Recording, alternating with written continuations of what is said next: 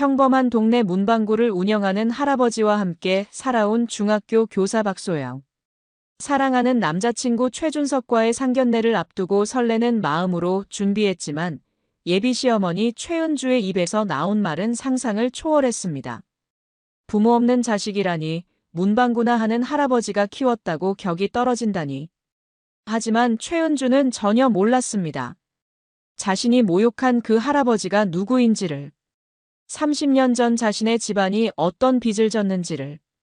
과연 박정호 할아버지는 어떤 방법으로 손녀를 위한 복수를 시작할까요? 새벽 6시, 아직 어둠이 채 거치지 않은 골목길에 작은 불빛이 하나씩 켜지기 시작했습니다. 박소영은 눈을 비비며 할아버지가 이미 문방구 문을 열고 계시는 모습을 보았죠. 아침 일찍부터 가게 앞을 쓸고 있던 박정호 할아버지는 소영이 나오는 소리를 듣고 돌아보셨습니다. 소영아, 일찍 일어났네. 할아버지가 아침 해줄게. 괜찮아요, 할아버지. 제가 토스트라도 만들어 먹을게요. 박정호 할아버지는 올해 75. 20년 전 교통사고로 부모님을 잃은 소영을 홀로 키워내신 분이었습니다. 누구보다 강인하면서도 따뜻한 분이셨죠. 할아버지의 하루는 언제나 이렇게 시작되었습니다. 새벽같이 일어나 가게 정리를 하고 동네 아이들이 등교하기 전에 필요한 학용품들을 미리 준비해 두시는 것이 일과였죠. 소영은 출근 준비를 하면서도 할아버지를 도왔습니다. 공책을 정리하고 연필을 다시 세우고 과자 진열도 함께 했죠. 할아버지, 이 공책들 다 팔리지도 않을 텐데 왜 이렇게 많이 준비하세요? 우리 동네 아이들이 갑자기 필요할 수도 있잖니. 그리고 형편이 어려운 집 아이들은 공짜로 주기도 하고. 박정호 할아버지의 철학은 간단했습니다. 이웃과 나누는 것이 진짜 부라고 생각하셨거든요. 실제로 할아버지는 동네에서 가장 인심 좋은 분으로 유명했습니다. 소영이 중학교 교사가 된 지도 벌써 3년째였습니다. 국어를 가르치는 일이 천직이라고 생각할 만큼 아이들을 사랑했죠. 할아버지 덕분에 바르게 자란 소영은 자연스럽게 아이들에게도 따뜻한 마음을 전할 수 있었습니다. 그런 소영에게 특별한 인연이 찾아온 건 지난 봄이었어요. 학교 근처 카페에서 우연히 만난 최준석이라는 남자였습니다. 당시 소영은 학급 아이들 생일 선물을 고르느라 고민하고 있었는데 옆 테이블에 앉아있던 준석이 조심스럽게 말을 걸어왔죠. 실례가 안 된다면 학생 선물 고르시는 것 같은데 제가 조카들 선물 많이 사봐서 추천 좀 해드릴까요? 그렇게 시작된 대화가 자연스럽게 이어졌습니다. 준석은 중견기업에서 일하는 성실한 직장인이었고 무엇보다 소영의 이야기를 진심으로 들어주는 사람이었어요. 몇 번의 만남 후 준석은 소영의 집까지 찾아왔습니다. 할아버지께 인사를 드리겠다며 정중하게 문방구 문을 열고 들어섰죠. 안녕하세요, 할아버님. 소영이와 만나고 있는 최준석입니다. 박정호 할아버지는 준석을 한참 동안 살펴보셨습니다. 그리고는 환한 미소를 지으며 말씀하셨죠. 그래, 우리 소영이 얘기 많이 했어. 앉아, 차라도 한잔하자. 준석은 할아버지와 대화를 나누면서 깊은 감동을 받았습니다. 평범한 문방구 할아버지처럼 보이지만 그 안에 담긴 지혜와 따뜻함이 남달랐거든요. 소영이가 이렇게 바른 이유를 알겠어요. 할아버님께서 정말 잘 키우셨네요. 뭘, 소영이가 원래 착한 아이야. 내가 한 건 별로 없어. 하지만 준석은 알 수 있었습니다. 할아버지의 사랑이 얼마나 깊고 넓은지를. 그리고 그 사랑 덕분에 소영이 얼마나 단단하고 아름다운 사람으로 자랐는지를. 준석은 그날부터 자주 문방구에 들렀습니다. 할아버지와 이야기를 나누고 가끔은 가게 일도 도왔죠. 할아버지도 준석을 점점 아들처럼 여기게 되셨습니다. 이 녀석, 일도 잘하고 성격도 좋고. 우리 소영이가 좋은 사람 만났네. 할아버지의 인정을 받은 준석은 더욱 당당해졌습니다. 소영과의 관계도 자연스럽게 깊어져 갔죠. 두 사람의 사랑은 조급하지도 무리하지도 않았습니다. 할아버지의 따뜻한 시선 아래에서 천천히, 그러나 확실하게 뿌리를 내려가고 있었어요. 소영은 이런 평범하지만 소중한 일상이 영원히 계속되기를 바랐습니다. 사랑하는 할아버지와 따뜻한 연인이 함께하는 이 시간들이 얼마나 소중한지 매일매일 느끼며 살았거든요. 그러던 어느 날 준석이 특별한 제안을 했습니다. 한강공원에서 저녁 산책을 하던 중이었죠. 소영아, 내가 할 말이 있어. 준석의 표정이 평소보다 진지해 보였습니다. 소영은 가슴이 두근거리기 시작했어요. 한강변 산책로는 저녁 노을로 물들어 있었습니다. 소영과 준석은 벤치에 앉아 강물을 바라보고 있었죠. 준석의 손이 미세하게 떨리는 것을 소영은 놓치지 않았습니다. 소영아, 나랑 결혼해 줄래? 준석의 고백은 예상했던 것보다 훨씬 진심이 담겨 있었습니다. 그리고 이어진 말에 소영은 눈물이 핑 돌았어요. 할아버님도 함께 모시고 싶어. 우리 집에서 편안하게 지내시게 해드리고 싶거든. 정말이야? 할아버지를? 당연하지. 할아버님이 없었다면 지금의 소영이도 없었을 테니까. 그분이 얼마나 소중한 분인데 어떻게 따로 살 수 있겠어? 소영은 준석의 품에 안겨 한참을 울었습니다. 이 세상에 할아버지까지 함께 사랑해줄 사람이 있다는 게 믿어지지 않았거든요. 할아버지께 말씀드려야겠어. 그럼 내일 정식으로 할아버님께 인사드릴게. 그리고 곧 상견례도 하자. 집으로 돌아온 소영은 할아버지께 조심스럽게 말씀드렸습니다. 할아버지는 소영의 얼굴만 봐도 무슨 일인지 알 것 같다는 표정이셨어요. 할아버지, 준석 오빠가 저한테 결혼하자고 했어요. 그래? 그 녀석이 드디어 용기를 냈구나. 할아버지도 예상하고 계셨던 모양이었습니다. 그리고 더 놀라운 말씀을 하셨죠. 할아버지도 함께 모시고 싶다고 했어요. 박정호 할아버지의 눈가에 잔잔한 미소가 번졌습니다. 20년 동안 소영 하나만 바라보며 살아온 세월들이 떠올랐을 거예요. 그 녀석 참 착하네. 괜한 짐을 지겠다고 하는구나. 짐이 아니에요, 할아버지. 준석 오빠는 진심으로 할아버지를 좋아해요. 알지, 알아. 할아버지도 그 녀석 마음 다 알고 있어. 다음 날 준석은 정말로 찾아와서 할아버지께 정중하게 인사를 드렸습니다. 할아버님, 소영이와 결혼하고 싶습니다. 그리고 할아버님도 함께 모시고 싶어요. 박정호 할아버지는 한참 동안 준석을 바라보셨습니다. 그리고는 고개를 끄덕이셨죠. 소영이를 잘 부탁한다. 그리고 나는 너무 신경 쓰지 마라. 늙은이 하나쯤이야. 아닙니다. 할아버님이 계셔야 우리 가정이 완성되는 거예요. 준석의 말에 할아버지는 깊이 감동하셨습니다. 이런 사위감이라면 소영이를 맡길 수 있겠다는 생각이 드셨거든요. 그럼 상견례 날짜를 잡아보자.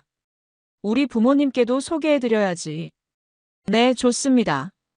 어디서 하는 게 좋을까요? 준석은 강남의 한 고급 한정식집을 제안했습니다. 부모님이 그런 곳을 좋아하신다고 했거든요. 소영은 조금 걱정이 되었습니다. 할아버지께서 그런 곳이 불편하지 않으실까 하는 마음이었죠. 할아버지, 괜찮으세요? 너무 격식 있는 곳이면 부담스러우실 텐데. 뭘, 괜찮다. 할아버지도 그런 곳 가봤어. 우리 소영이 상견례인데 어디든 가야지. 할아버지는 웃으며 말씀하셨지만 소영은 할아버지의 옷장을 보며 마음이 무거워졌습니다. 30년 된 정장 한 벌이 전부였거든요. 할아버지, 새 옷 하나 맞춰드릴까요? 아니다, 이 옷도 충분해. 깨끗하게 다려서 입으면 돼. 할아버지는 손수 정장을 다리고 구두를 닦으셨습니다. 소영을 위해서라면 무엇이든 할 준비가 되어 계셨죠. 상견례 며칠 전부터 소영은 잠을 제대로 이루지 못했습니다. 준석의 부모님이 할아버지를 어떻게 생각하실지 걱정이 됐거든요. 준석은 그런 소영을 달래주었습니다. 우리 부모님도 분명 할아버님을 좋아하실 거야. 걱정하지 마. 정말? 혹시 문방구 한다고 무시하지는 않을까? 그럴 리 없어. 우리 부모님은 그런 분들이 아니야. 준석은 자신있게 말했지만 사실 그도 조금은 걱정이 되었습니다. 어머니 최은주가 체면을 중시하는 성격이라는 걸 알고 있었거든요. 하지만 준석은 소영과 할아버지를 진심으로 사랑했습니다. 부모님께서도 분명 이해해 주실 거라고 믿고 있었어요. 드디어 상견례 날이 다가왔습니다. 소영은 할아버지와 함께 옷을 차려입고 집을 나섰죠. 할아버지, 긴장되세요? 아니다, 괜찮어. 우리 소영이 행복해지는 일인데 뭐가 긴장돼? 할아버지의 담담한 모습에 소영은 조금 안심이 되었습니다. 역시 할아버지는 어떤 상황에서도 의연하신 분이었거든요. 택시 안에서 할아버지는 소영의 손을 꼭 잡아주셨습니다. 소영아, 너무 걱정하지 마라. 사람은 마음이 중요한 거야. 네, 할아버지. 소영은 할아버지의 따뜻한 손을 느끼며 마음을 다잡았습니다. 분명 좋은 결과가 있을 거라고 믿고 싶었어요. 강남의 고급 한정식 레스토랑에 도착했을 때 소영의 심장은 터질 것처럼 뛰고 있었습니다. 화려한 인테리어와 은은한 조명이 평소 가보지 못한 세계 같았거든요. 할아버지는 평온한 표정으로 주변을 둘러보셨습니다. 마치 이런 곳에 익숙한 것처럼 보였어요. 준석이 먼저 도착해서 기다리고 있었습니다. 그리고 그 옆에는 명품 핸드백을 든 중년 여성이 앉아 있었죠. 어머니, 소영이와 할아버님이세요. 최은주는 소영과 할아버지를 차갑게 훑어보았습니다. 특히 할아버지의 낡은 정장을 보는 눈빛이 예사롭지 않았어요. 안녕하세요, 어머님. 박소영입니다. 소영이 정중하게 인사를 드렸지만 최은주의 반응은 시큰둥했습니다. 아, 네. 앉으세요. 할아버지도 깍듯하게 인사를 드렸습니다. 안녕하십니까? 소영이 할아버지 박정호입니다. 최은주는 할아버지께는 고개도 제대로 끄덕이지 않았습니다. 그 무례함을 준석도 느꼈는지 어색하게 웃으며 분위기를 바꾸려 했어요. 자, 그럼 음식 주문할까요? 식사가 시작되자 최은주는 본격적으로 소영을 품평하기 시작했습니다. 소영 씨는 부모님이 일찍 돌아가셨다고 들었는데, 그럼 쭉 할아버님이 키우신 거예요? 네, 그렇습니다. 그러시구나. 그럼 부모 없는 자식인지는 몰랐는데. 최은주의 말에 식탁의 공기가 순식간에 얼어붙었습니다. 소영은 얼굴이 빨갛게 달아올랐어요. 어머님, 그런 식으로 말씀하시면. 준석이 당황해서 말렸지만 최은주는 멈추지 않았습니다. 뭐, 사실을 말한 건데 뭐가 잘못이야? 그리고 할아버님은 뭘 하시는 분이세요? 문방구를 운영하고 있습니다. 문방구요? 아, 그러시구나. 최은주의 표정에서 노골적인 실망감이 드러났습니다. 그리고 이어진 말은 소영과 할아버지의 가슴을 송곳으로 찌르는 듯 했어요. 그럼 우리 준석이가 격이 너무 떨어지겠네요. 문방구나 하는 할아버지가 키운 부모 없는 자식이라니. 할아버지의 젓가락이 멈췄습니다. 평생 처음 보는 차가운 분노가 할아버지의 눈에서 타오르기 시작했어요. 어머님, 너무하신 거 아닙니까? 소영이 떨리는 목소리로 항의했지만 최은주는 오히려 더 기세등등해졌습니다. 너무한 게 뭐가 있어요? 사실을 말한 건데. 그리고 혼수는 뭘로 해올 건데요? 문방구 수입으로. 준석은 어쩔 줄 몰라 했습니다. 어머니를 말리고 싶었지만 평생 어머니 앞에서 한 번도 대든 적이 없었거든요. 어머니, 그런 말씀 좀. 뭐가 잘못됐다는 거야? 우리가 알아야 할 것들 아니야? 최은주는 계속해서 소영과 할아버지를 모욕했습니다. 마치 자신이 얼마나 높은 곳에 있는 사람인지 과시하려는 듯 했어요. 할아버지는 더 이상 참을 수 없었습니다. 천천히 젓가락을 내려놓고 일어나셨죠. 소영아, 일어나자. 더 이상 들을 가치가 없는 말들이다. 할아버지의 목소리는 낮았지만 그 안에 담긴 분노와 위험은 식당 전체를 압도했습니다. 어디 가세요? 최은주가 당황해서 물었지만 할아버지는 돌아보지도 않으셨어요. 준석이 다급하게 쫓아왔습니다. 할아버님, 소영아, 잠깐만요. 어머니가 좀 그러셨는데. 준석아, 내 어머니는 사람을 사람으로 보지 않는구나. 할아버지의 차가운 말에 준석은 할 말을 잃었습니다. 실제로 어머니가 너무 심했다는 걸 그도 알고 있었거든요. 죄송합니다. 제가 어머니께 잘 말씀드릴게요. 하지만 할아버지와 소영은 이미 마음의 문을 닫은 상태였습니다. 택시를 타고 집으로 돌아가는 길 내내 둘 다 한마디도 하지 않았어요. 집에 도착해서야 소영이 울음을 터뜨렸습니다. 할아버지, 죄송해요. 제 때문에 그런 모욕을 당하셔서. 아니다, 소영아. 내 잘못이 아니야. 할아버지는 소영을 달래주셨지만 그분의 마음속에는 깊은 상처와 함께 무언가 다른 감정이 자리 잡기 시작했습니다. 그날 밤 할아버지는 30년 만에 오래된 서재문을 열었습니다. 그리고 가장 깊숙한 곳에 숨겨둔 금고를 열어보셨죠. 그 안에는 박정호 할아버지의 진짜 과거가 담겨 있었습니다. 아무도 모르는, 심지어 소영도 모르는 비밀이 말이에요. 상견례 다음 날 준석에게서 전화가 왔습니다. 소영은 전화를 받고 싶지 않았지만 할 말은 해야겠다고 생각했어요.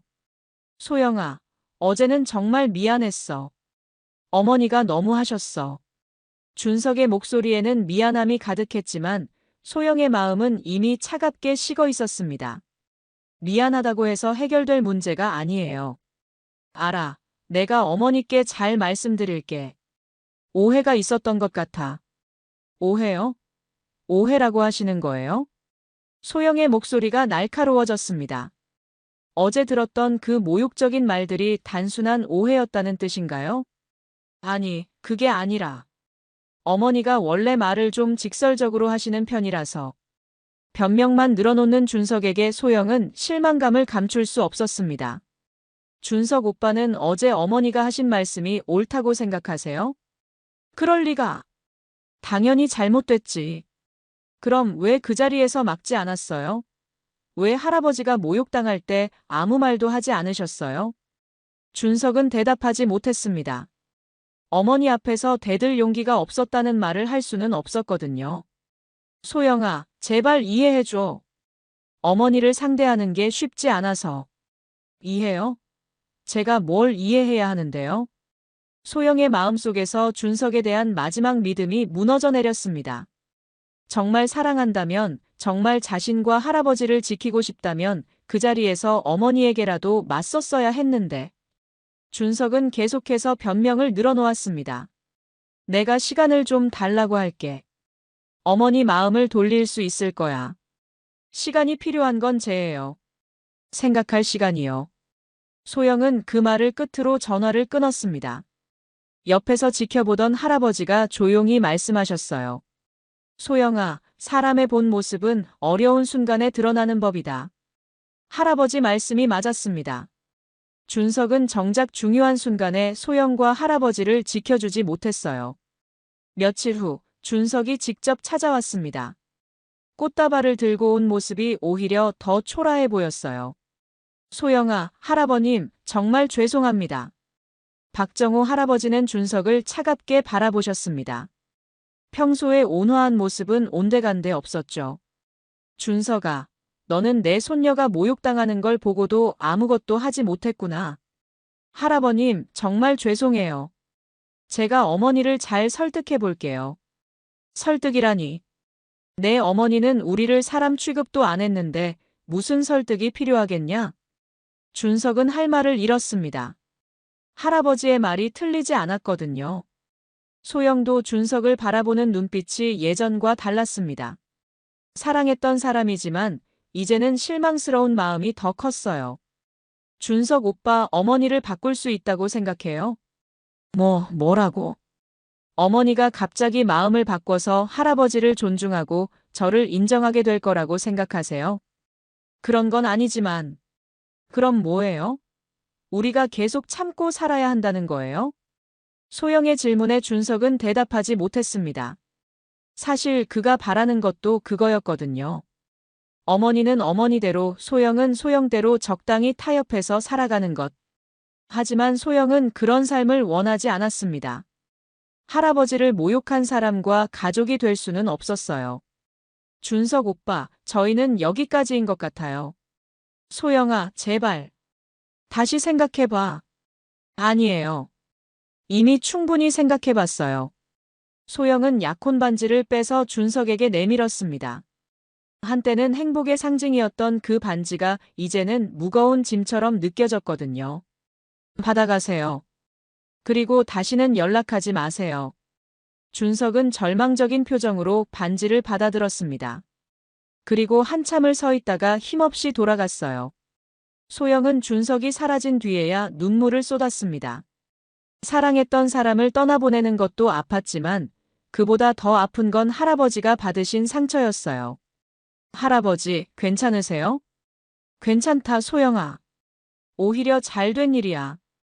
할아버지는 담담하게 말씀하셨지만 소영은 알 수 있었습니다. 할아버지의 마음속에 깊은 상처가 새겨졌다는 것을. 그날 밤부터 할아버지는 자주 서재에 들어가셨습니다. 30년 동안 열지 않았던 오래된 서류들을 뒤적이시는 모습을 소영은 여러 번 목격했어요. 할아버지, 뭘 찾으세요? 아무것도 아니다. 그냥 옛날 생각이 나서. 하지만 소영은 직감했습니다. 할아버지가 뭔가를 계획하고 계신다는 것을. 그리고 그것이 단순한 회상이 아니라는 것을. 일주일 후 소영이 학교에서 수업을 하고 있을 때였습니다. 교무실로 한 여자가 들어왔어요. 바로 최은주였습니다. 선생님들이 점심시간에 모여 앉아 있던 교무실에 갑자기 나타난 최은주. 그녀는 마치 자신의 집처럼 당당하게 들어와서 소영을 찾았습니다. 박소영 선생님 계신가요? 소영은 최은주를 보는 순간 온몸이 굳어졌습니다. 왜 여기까지 찾아온 걸까요? 저예요. 무슨 일이세요? 아, 우리 며느리가 될 뻔했던 분이네요. 잠깐 얘기 좀 할까요? 최은주의 목소리는 의도적으로 크게 울렸습니다. 주변 선생님들이 모두 이쪽을 쳐다보기 시작했어요. 여기서 말씀하시죠. 따로 나갈 필요는 없을 것 같은데요. 소영이 냉정하게 대답했지만 최은주는 오히려 그것을 기다렸다는 듯 웃었습니다. 그래요. 그럼 여기서 얘기하죠. 어차피 숨길 일도 아니고. 최은주는 주변 선생님들을 의식한 듯 더 큰 소리로 말하기 시작했어요. 선생님들, 우리 박소영 선생님 집안 사정 아세요? 부모님이 일찍 돌아가셔서 문방구하는 할아버지가 키우셨대요. 갑작스러운 폭로에 교무실이 조용해졌습니다. 동료 교사들은 어떻게 반응해야 할지 몰라 당황스러워했어요. 그런데 혼수는 뭘로 준비하려는 건지 모르겠어요. 문방구 수입이 얼마나 될까요? 최은주의 악의적인 질문에 소영은 얼굴이 빨갛게 달아올랐습니다. 이건 단순한 방문이 아니라 계획적인 공격이었어요. 선생님 월급도 그리 많지 않을 텐데 집에 빚이라도 있으면 우리가 미리 알아야 하지 않겠어요? 동료 교사들의 시선이 소영에게 집중되었습니다. 동정 어린 시선도 있었지만 호기심 어린 눈빛들도 섞여 있었어요. 어머님, 지금 뭘 하시는 건가요? 소영이 떨리는 목소리로 물었지만 최은주는 멈추지 않았습니다. 뭘 하긴요? 우리 며느리 될 뻔한 분의 환경을 제대로 파악하려는 거죠. 동료 선생님들도 궁금하시겠어요. 교무실의 공기는 점점 더 무거워졌습니다. 몇몇 선생님들은 자리를 피하려 했지만 최은주는 더 큰 소리로 계속했어요. 그런데 정말 신기하네요. 문방구 할아버지가 어떻게 손녀를 대학까지 보냈을까요? 혹시 다른 수입이 있나요? 이제는 노골적으로 소영과 할아버지를 의심하는 발언이었습니다. 마치 부정한 방법으로 돈을 벌었을 거라고 암시하는 듯 했어요. 그만하세요. 나가세요. 소영이 간신히 목소리를 짜냈지만 최은주는 만족스러운 표정을 지었습니다. 자신의 목적을 충분히 달성했다고 생각한 모양이었어요. 그럼 이만 가보죠. 선생님들, 오늘 좋은 하루 되세요. 최은주가 나간 후 교무실은 어색한 침묵에 휩싸였습니다. 소영은 동료들의 시선을 감당할 수 없어서 그 자리를 피했어요. 화장실에서 한참을 울었습니다. 할아버지가 평생 정성을 다해 키워준 자신이 이런 모욕을 당해야 하다니. 그날 수업은 제대로 할 수 없었습니다. 아이들 앞에서도 자꾸 눈물이 날 것 같았어요. 퇴근 후 집에 돌아온 소영의 얼굴을 본 할아버지는 바로 알 수 있었습니다. 무슨 일이 있었는지를. 소영아, 무슨 일이냐? 할아버지, 오늘 준석 오빠 어머니가 학교에 왔어요. 소영이 오늘 있었던 일을 모두 털어놓자 할아버지의 표정이 차갑게 굳어졌습니다. 그 여자가 내 직장까지 와서 그런 짓을 했단 말이냐? 네. 동료 선생님들 앞에서 우리 집안 사정을 다 폭로했어요. 박정호 할아버지의 눈에서 차가운 분노가 타오르기 시작했습니다. 손녀를 공개적으로 망신 주는 것은 절대 용서할 수 없는 일이었어요. 그날 밤 할아버지는 서재에서 오래된 전화번호부를 꺼냈습니다. 30년 전 연락처들이 빼곡히 적혀 있었죠. 첫 번째 전화는 옛 비서실장에게 걸었습니다. 김 실장, 나야. 박정호다. 수화기 너머로 놀라는 목소리가 들려왔습니다. 회장님? 정말 회장님이세요? 그래, 오랜만이지. 잘 지냈나? 김 실장은 30년 전 태양그룹 비서실장이었습니다. 할아버지가 은퇴한 후에도 그룹에서 일하다가 몇 년 전에 퇴직한 상태였어요. 회장님, 그동안 어디 계셨어요? 찾으려고 했지만 조용히 살고 있었어. 그런데 김 실장, 부탁이 하나 있다. 무엇이든 말씀하세요. 최은주라는 여자 알아? 30년 전에 우리 협력업체 대성물산 사장 딸이었던. 아, 그분이요. 기억납니다. 그런데 왜요? 그 여자가 내 손녀를 건드렸어. 이제 가만둘 수가 없겠더라. 할아버지의 목소리에는 30년 전 태양그룹을 이끌던 카리스마가 되살아나고 있었습니다. 알겠습니다. 어떻게 도와드릴까요? 일단 그 여자 뒷조사부터 해줘. 30년 전 일도 다시 파보고. 김 실장은 즉시 움직이기 시작했습니다. 30년 전 자료들을 뒤지기 시작한 거죠. 며칠 후, 김 실장에게서 전화가 왔습니다. 회장님, 자료 정리 끝났습니다. 재미있는 것들이 많이 나왔어요. 그래? 어떤 것들이지? 30년 전 대성물산이 우리 그룹과 납품 계약을 맺을 때 뒷거래가 있었습니다. 최은주 아버지가 담당 임원에게 상당한 뇌물을 줬어요. 역시 그랬구나. 그 자료들 아직 있나? 물론입니다. 당시 감사팀에서 정리해둔 파일들이 그대로 보관되어 있어요. 좋아. 그리고 김 실장, 강연회 하나 주선해줘. 강연회요? 성공한 기업인 초청 강연회. 재계 부인들 대상으로 하는 거 말이야. 알겠습니다. 언제쯤으로 잡을까요? 이번 주 안으로. 그리고 최은주를 반드시 초청해줘. 초청장에는 강연자가 누군지 적지 마. 당일까지 비밀로 해둬. 김 실장은 30년 전 할아버지의 능력을 알고 있었기 때문에 더 이상 묻지 않았습니다. 분명 완벽한 계획이 있을 거라고 믿었어요. 할아버지는 전화를 끊고 소영을 불렀습니다. 소영아, 며칠만 더 참아라. 할아버지가 모든 걸 정리해 줄 테니까. 할아버지, 뭘 하실 건데요? 너는 모르는 게 좋겠다. 그냥 할아버지를 믿어라. 소영은 할아버지의 눈빛에서 예전에 본 적 없는 단호함을 느꼈습니다. 마치 다른 사람이 된 것 같았어요. 그날 밤부터 할아버지는 본격적인 준비에 들어갔습니다. 30년 동안 봉인했던 과거를 다시 꺼내는 작업이었죠. 할아버지의 서재에서는 매일 밤 전화벨 소리가 들려왔습니다. 30년 만에 연락하는 옛 부하들과의 통화였어요. 소영은 할아버지가 누구와 그런 진지한 대화를 나누시는지 궁금했습니다. 하지만 감히 묻지는 못했어요. 어느 날 밤 소영이 물을 마시러 나왔을 때 할아버지께서 금고를 열고 계시는 모습을 보았습니다. 30년 동안 한 번도 본 적 없는 금고였어요.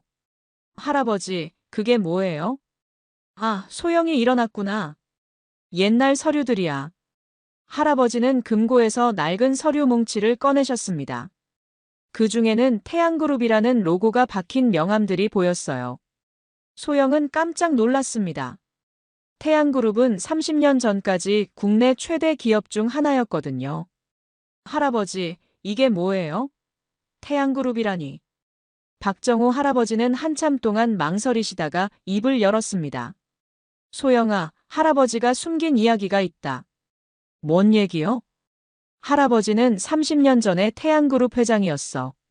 소영은 귀를 의심했습니다. 평생 문방구를 하시던 할아버지가 재벌 회장이었다니. 거짓말이죠? 농담하시는 거죠? 아니다. 진짜야. 할아버지는 금고에서 더 많은 서류들을 꺼내셨습니다. 회장 취임장, 각종 계약서, 그리고 신문 기사들까지. 소영은 그 서류들을 보며 충격에 빠졌습니다. 정말로 할아버지가 태양그룹 회장이었다는 증거들이 명확했거든요. 그럼 왜 문방구를 하신 거예요? 할아버지는 깊은 한숨을 쉬셨습니다. 30년 전, 그룹 내에서 일족 경영 비리가 터졌어. 나는 직접 관련이 없었지만 책임을 져야 했지. 그래서 은퇴하신 거예요? 그뿐만이 아니야. 그때 깨달았거든. 돈과 권력이 사람을 얼마나 추악하게 만드는지. 할아버지의 목소리에는 깊은 회한이 담겨 있었습니다. 가족이 제일 소중한 건데 그걸 위해 모든 걸 포기했어. 너와 함께 평범하게 살고 싶었거든. 소영은 눈물이 핑 돌았습니다. 할아버지가 자신을 위해 얼마나 큰 희생을 하셨는지 비로소 알게 되었어요. 할아버지, 그럼 지금도 돈이 있으신 거예요? 회사 지분과 부동산은 아직 가지고 있어. 하지만 그런 건 중요하지 않았지. 정말 중요한 건 너와 함께 보내는 시간이었어. 하지만 이제는 다르다, 소영아. 내가 모욕당하는 걸 보고만 있을 수는 없어. 할아버지의 눈빛이 변하기 시작했습니다. 30년 동안 잠들어 있던 기업인의 카리스마가 되살아나고 있었어요. 김 실장에게서 자료가 도착했어. 최은주 집안의 과거 말이야. 어떤 자료요? 30년 전 최은주 아버지가 태양그룹과 거래할 때 뇌물을 준 증거들이야. 소영은 할아버지의 말을 믿을 수 없었습니다. 최은주 가족이 부정한 방법으로 돈을 번 사람들이었다니. 당시 대성물산은 우리 그룹 협력업체였어.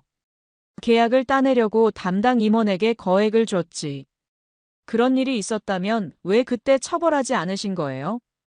그때는 내가 이미 은퇴 준비 중이었고 큰 문제로 만들고 싶지 않았거든. 하지만 이제는 다르다. 그 여자가 먼저 선을 넘었어. 할아버지는 김 실장이 준비한 자료들을 소영에게 보여주셨습니다. 30년 전 뇌물수수 내역이 세세하게 기록되어 있었어요. 이런 자료들이 공개되면 최은주 가족은 어떻게 될까요? 사회적으로 매장당할 거야. 특히 최은주 남편이 현재 회사에서 임원직을 맡고 있는데 즉시 해고될 거고. 소영은 복잡한 기분이었습니다. 복수를 하고 싶은 마음도 있었지만 이렇게까지 해야 하나 싶기도 했어요. 할아버지, 너무 과한 것 같아요. 과하다고? 그 여자가 내게 한 짓을 생각해봐라. 내 직장까지 와서 동료들 앞에서 망신을 줬는데 그게 과하지 않다는 거냐? 할아버지의 분노는 정당했습니다. 손녀를 지키려는 할아버지의 마음이었어요. 김 실장이 강연회를 준비했어. 재계 부인들을 초청하는 자리야. 최은주도 초청할 거예요? 당연히 해야지. 그 자리에서 모든 걸 정리할 거야. 할아버지는 30년 전의 냉정한 기업인으로 돌아가고 있었습니다. 더 이상 평범한 동네 할아버지가 아니었어요.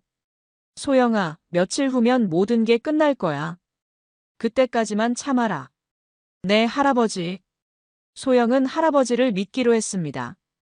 평생 자신을 지켜준 할아버지라면 이번에도 분명 옳은 일을 하실 거라고 믿었어요. 그날 밤부터 집안 분위기가 완전히 바뀌었습니다. 할아버지는 30년 만에 정장을 다시 입으시고 옛 동료들과의 회의도 자주 하셨어요. 태양그룹의 박정호 회장이 돌아오고 있었습니다. 김 실장의 전화가 걸려온 건 강연회 이틀 전이었습니다. 회장님, 모든 준비 끝났습니다. 최은주도 VIP 초청장을 받았어요. 그래? 반응은 어땠나? 아주 좋아하더군요. 자신이 그런 자리에 초청받을 만한 사람이라고 생각하는 것 같았어요. 역시 허영심이 많은 여자로구나. 다른 준비는? 기자들도 섭외했습니다. 성공한 기업인 강연회라고 해서 경제지 기자들이 올 예정이에요. 박정호 할아버지는 만족스러운 표정을 지었습니다. 모든 계획이 완벽하게 진행되고 있었어요. 그리고 김 실장, 30년 전 자료들은 모두 준비됐나? 네, 대성물산 뇌물수수건 관련 서류들 모두 정리했습니다. 좋아. 그럼 내일 리허설 한번 해보자. 다음 날 할아버지는 소영에게 말씀하셨습니다. 소영아, 내일 강연회에 함께 가자. 저도 가요? 괜찮을까요? 물론이지. 내가 있어야 완성되는 거야. 소영은 걱정이 되었습니다. 최은주를 다시 만난다는 게 부담스러웠거든요. 할아버지, 정말 괜찮을까요? 혹시 더 큰 문제가 생기지는 않을까요? 걱정하지 마라. 할아버지가 모든 걸 계산해뒀어. 박정호 할아버지의 눈빛에는 흔들림이 없었습니다. 30년 전 수많은 사업 협상을 성공시킨 노련한 기업인의 모습이었어요. 강연회 전날 밤 할아버지는 마지막 점검을 했습니다. 김 실장과의 통화에서 세부 사항들을 다시 확인했죠. 김 실장, 최은주가 앉을 자리는 2열 정중앙으로 잡았습니다. 가장 잘 보이는 곳이죠. 좋다. 그리고 내 강연 내용은 비밀로 해뒀지? 물론입니다. 당일까지 아무도 모를 거예요. 자료 배포 타이밍은 강연 중간에 기자들에게 나눠드릴 예정입니다. 모든 계획이 완벽했습니다. 최은주는 전혀 예상하지 못할 상황에 놓이게 될 거였어요. 그날 밤 소영은 잠을 이루지 못했습니다. 내일 무슨 일이 일어날지 궁금하면서도 두려웠거든요. 할아버지는 오히려 평온해 보이셨습니다. 이미 모든 걸 결정하신 후였으니까요. 새벽에 일어나신 할아버지는 오랜만에 정장을 차려입으셨습니다. 30년 전에 입던 수제 정장이었는데 아직도 몸에 완벽하게 맞았어요. 소영도 깔끔한 원피스를 입고 할아버지 옆에 섰습니다. 마치 30년 전 태양그룹 회장과 비서 같은 모습이었어요. 자, 가자. 오늘은 특별한 날이 될 거야. 할아버지의 목소리에는 30년 만의 자신감이 넘쳤습니다. 강연회장으로 향하는 택시 안에서 할아버지가 말씀하셨어요. 소영아, 오늘 할아버지가 하는 말들을 잘 들어둬라. 인생에 좋은 공부가 될 거야. 네, 할아버지. 사람은 겸손해야 하지만 부당한 일을 당했을 때는 당당하게 맞서야 한다. 오늘이 바로 그런 날이야. 소영은 할아버지의 말씀을 가슴 깊이 새겼습니다. 평생 온화하게만 사셨던 할아버지의 다른 모습을 보게 될 것 같았어요. 강연회장에 도착하자 김 실장이 마중 나왔습니다. 회장님, 준비 모두 끝났습니다. 최은주도 이미 도착해서 앞자리에 앉아 있어요. 그래? 기분은 어때 보이던가? 아주 들뜬 모습이었습니다. 자신이 VIP 대접받는다고 좋아하더군요. 할아버지는 냉소적인 미소를 지었습니다. 잠시 후면 그 표정이 어떻게 바뀔지 보자. 이제 30년 동안 준비된 복수가 시작될 시간이었습니다. 박정호 할아버지의 진짜 모습을 세상에 보여줄 시간이기도 했고요. 서울 시내 특급 호텔 대강당. 화려한 샹들리에 아래로 재계 유명 인사들의 부인들이 하나둘 모여들었습니다. 최은주는 2열 정중앙에 앉아 주변을 둘러보며 만족스러워했어요. 자신이 이런 자리에 어울리는 사람이라고 생각하며 다른 부인들과 인사를 나누고 있었죠. 오늘 강연자가 누군지 아세요? 글쎄요, 비밀이라고 하던데. 분명 대단한 분이겠죠. 최은주는 자신있게 말했습니다. 마치 그런 대단한 사람들과 평소에도 어울려 지내는 듯한 표정이었어요. 무대 뒤편에서 박정호 할아버지는 강당을 내려다보고 계셨습니다. 30년 만에 서는 무대였지만 전혀 떨리지 않았어요. 소영아, 긴장하지 마라. 곧 모든 게 끝날 거야. 네, 할아버지. 소영은 할아버지 옆에서 최은주를 바라보고 있었습니다. 곧 저 여자가 어떤 표정을 짓게 될지 상상이 되지 않았어요. 사회자가 마이크를 잡고 무대에 올라왔습니다. 안녕하십니까? 오늘 성공한 기업인 초청 강연회에 참석해 주셔서 감사합니다. 박수 소리가 울려 퍼졌습니다. 최은주도 다른 사람들과 함께 열심히 박수를 쳤어요.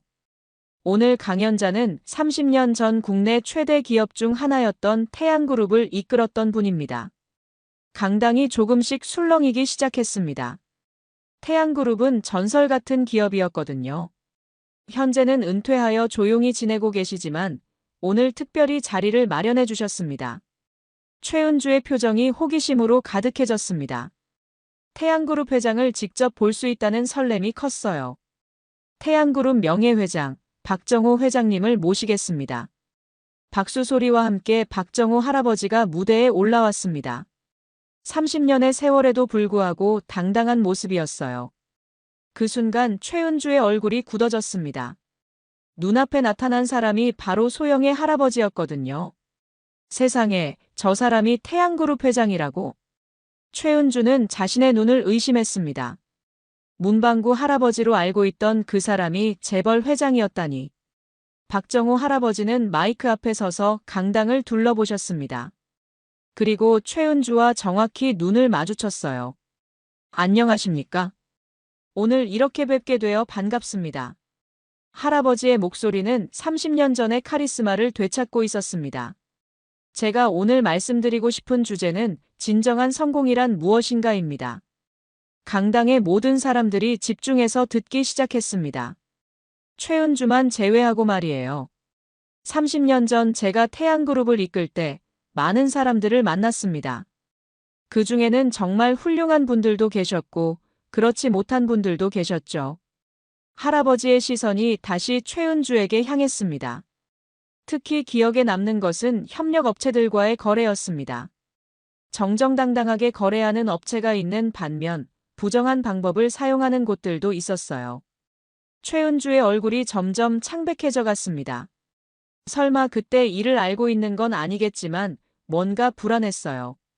예를 들어 대성물산이라는 회사가 있었습니다.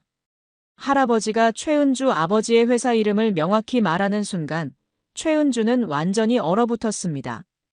그 회사 사장의 딸이 지금 여기 앉아 계시네요. 모든 사람들의 시선이 최은주에게 집중되었습니다. 최은주는 어떻게 반응해야 할지 몰라 당황했어요. 30년 전 대성물산은 우리 그룹과 거래하기 위해 담당 임원에게 거액의 뇌물을 제공했습니다. 강당이 술렁이기 시작했습니다. 김 실장이 미리 준비한 기자들도 카메라를 준비하기 시작했어요. 그때 저는 이미 은퇴를 준비 중이었기 때문에 큰 문제로 만들지 않았습니다. 하지만 모든 증거는 보관하고 있었죠. 할아버지는 김 실장에게 신호를 보냈습니다. 김 실장은 즉시 기자들에게 30년 전 자료들을 배포했어요. 그런데 최근에 그 딸분이 제 손녀를 모욕했습니다. 부모 없는 자식이라며 우리 가족을 깎아내렸죠. 이제 최은주는 완전히 절망적인 표정이 되었습니다. 도망가고 싶었지만 모든 시선이 자신에게 집중되어 있어서 움직일 수도 없었어요. 진정한 성공이란 다른 사람을 배려하는 마음에서 나옵니다. 겸손한 자세로 이웃과 더불어 사는 것이죠. 할아버지의 강연은 계속되었습니다. 돈이나 지위가 사람의 가치를 결정하지 않습니다.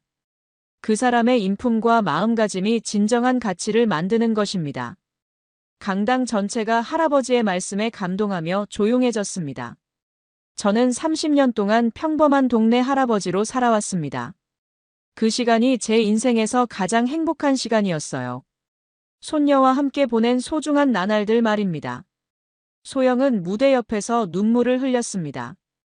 할아버지의 사랑이 얼마나 깊은지 새삼 느꼈거든요. 하지만 가족을 모욕하는 것만은 용서할 수 없습니다. 그것이 오늘 이 자리에 선 이유입니다. 할아버지는 최은주를 정확히 가리키며 말씀하셨어요. 최은주 씨, 당신은 제 손녀에게 사과해야 합니다. 그리고 다시는 다른 사람을 함부로 판단하지 말기 바랍니다. 최은주는 더 이상 버틸 수 없었습니다. 기자들의 플래시 세례를 받으며 자리에서 일어나 뛰쳐나갔어요. 강연이 끝난 후 기자들이 할아버지를 둘러쌌습니다. 회장님, 30년 동안 어떻게 지내셨나요? 평범한 할아버지로 살았습니다. 그것이 제가 선택한 진정한 성공이었어요. 앞으로 계획은? 계속해서 손녀와 함께 평범하게 살아갈 생각입니다. 그것이 가장 소중한 일이니까요. 며칠 후, 최은주와 준석이 집 앞에 무릎을 꿇고 찾아왔습니다. 준석의 아버지도 함께였어요. 할아버님, 정말 죄송합니다. 저희가 큰 실수를 했습니다. 최은주는 눈물을 흘리며 사과했습니다. 하지만 할아버지의 표정은 여전히 차가웠어요. 사과는 행동으로 보여주는 것입니다. 앞으로 어떻게 사느냐가 중요하죠. 할아버지는 그들을 일으켜 세웠습니다. 다시는 다른 사람을 함부로 판단하지 마십시오. 모든 사람에게는 각자의 가치가 있습니다. 몇 달 후 소영에게 새로운 인연이 찾아왔습니다. 할아버지의 강연을 본 교육청 관계자가 소개해준 좋은 사람이었어요. 이번에는 정말 좋은 사람을 만났구나. 할아버지는 소영의 새로운 연인을 보며 흐뭇해하셨습니다. 할아버지 덕분이에요. 할아버지가 가르쳐 주신 대로 살려고 노력했거든요. 우리는 다시 평범한 일상으로 돌아갔습니다. 할아버지는 여전히 문방구를 운영하시고 소영은 아이들을 가르쳤어요. 하지만 이제는 달랐습니다.